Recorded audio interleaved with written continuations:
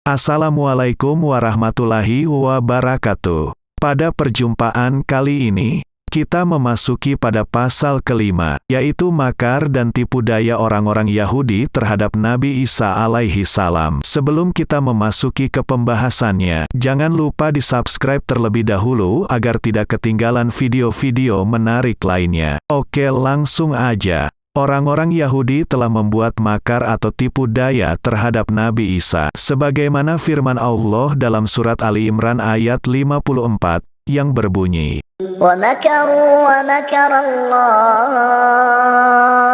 وَاللَّهُ خَيْرُ الْمَاكِرِينَ. Adapun ceritanya mengenai makar yang direncanakan oleh orang-orang kafir terhadap Nabi Isa adalah sebagai berikut. Orang-orang Yahudi pernah berkata bahwa Nabi Isa itu adalah tukang sihir. Beliau dapat menghidupkan orang yang sudah mati dan lainnya. Yang demikian itu hanyalah hasil karya sihir beliau. Ketika Nabi Isa mendengar perkataan orang-orang Yahudi tersebut, maka Nabi Isa merasa bersedih hati, hatinya gundah gulana. Akhirnya beliau berdoa kepada Allah, "Ya Allah, Engkau lebih mengetahui akan kedurhakaan mereka itu. Maka ubahlah wujud bentuk mereka." Lalu Allah mengubah wajah-wajah mereka menjadi monyet dan babi. Ketika berita itu tersiar dan sampai terdengar oleh telinga Raja Yahudi, maka ia menjadi ketakutan, jangan-jangan Isa pun akan menyumpahinya pula.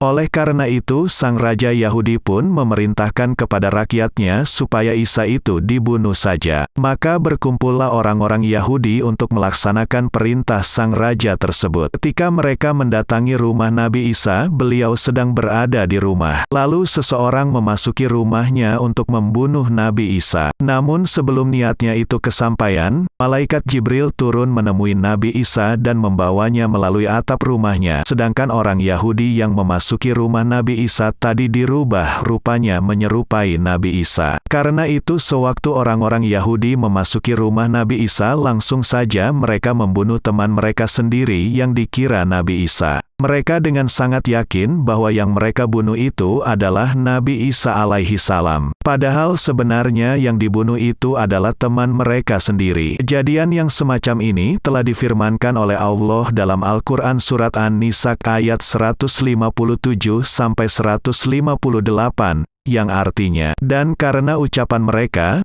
sesungguhnya kami telah membunuh Al-Masih Isa putra Maryam, Rasulullah. Mereka tidak membunuhnya dan tidak pula menyalibnya, tetapi yang mereka bunuh ialah orang yang diserupakan dengan Isa bagi mereka. Sesungguhnya orang-orang yang berselisih faham tentang Isa benar-benar dalam keraguan padanya. Mereka tidak mempunyai pengertian tentang itu kecuali mengikuti prasangka belaka, dan mereka tidak membunuhnya dengan yakin. Tetapi Allah telah mengangkat Isa kepadanya, dan Allah adalah Maha Perkasa lagi Maha Bijaksana." Telah disebutkan bahwa nama orang yang diserupakan dengan Nabi Isa, sehingga menjadi sasaran pembunuhan oleh teman-teman mereka sendiri ialah bernama Asyu. Bahan renungan buat kita, seakan-akan Allah mengatakan, "Aku telah membesarkan Asyu selama 50 tahun untuk menjadi penebus bagi Isa. Dan aku telah membesarkan Fir'aun selama 400 tahun dengan segala kenikmatan untuk menjadi penebus bagi Musa. Dan aku juga membesarkan kambing kibas untuk menjadi korban Habil dan selama 4000 tahun menjadi penebus bagi Ismail. Dan demikianlah pula halnya bagi orang-orang Nasrani, Yahudi, orang-orang kafir dan musyrik aku besarkan dan aku beri kenikmatan untuk nantinya aku persembahkan sebagai penebus bagi umat Nabi Muhammad dari siksaan api neraka." Sebagaimana disebutkan dalam sebuah hadis, yang artinya, apabila tiba hari kiamat, setiap orang muslim akan diberi seorang yang berasal dari agama yang bermacam-macam,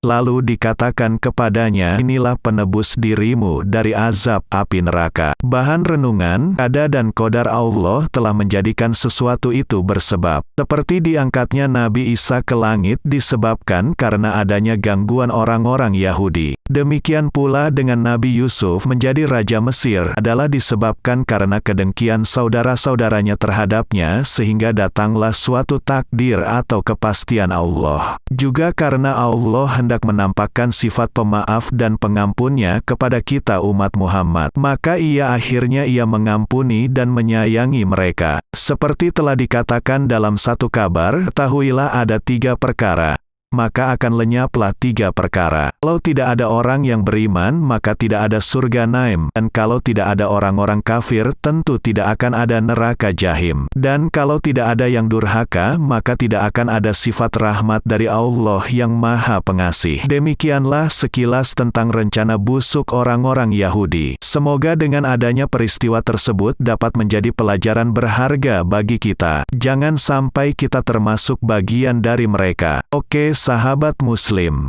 Sekian dulu pada video kali ini. Kita tutup pertemuan ini dengan membaca doa kafaratul majelis bersama-sama. Subhanakallahumma wa bihamdika, asyhadu alla ilaha illa anta, astaghfiruka wa atubu ilaik. Assalamualaikum warahmatullahi wabarakatuh.